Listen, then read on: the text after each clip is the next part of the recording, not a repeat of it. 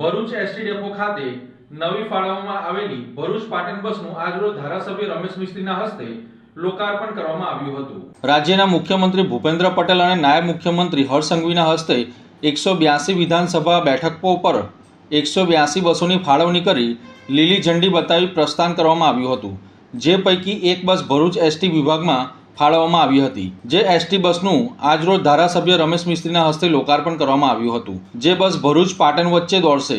આ લોકાર્પણમાં નગરપાલિકાના કારોબારી chairman Hemendra Prajapati, depot manager Vishal Chhatriwala અને સ્ટાફ ઉપસ્થિત રહ્યા હતા। રાજ્યના મુખ્યમંત્રી શ્રીમાન ભૂપેન્દ્રભાઈ પટેલ અને ડેપ્યુટી સીએમ શ્રી હર્ષભાઈ સંઘવી, જેઓ ગૃહ અને વાહન વ્યવહાર વિભાગનો હવાલો પણ સંભાળે છે, એમની વિશેષ ઉપસ્થિતિમાં 2 દિવસ પહેલાં ગાંધીનગર ખાતે રાજ્યની 182 વિધાનસભાઓમાં 182 બસોનું લોકાર્પણ કર્યું છે।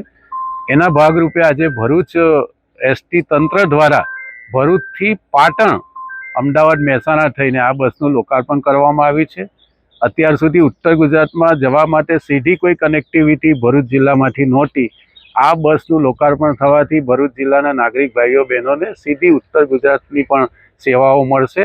સવારે આ બસ પાટણ જશે ભરૂચથી અને સાંજના સમયે પાટણથી ભરૂચ પરત ફરશે, જેનો લાભ ભરૂચ જિલ્લાના નાગરિકોને મળવાનો છે। એ આપણે આજે આ લોકાર્પણના કાર્યક્રમના માધ્યમથી પ્રજાને આપણે જણાવવા માંગીએ છીએ।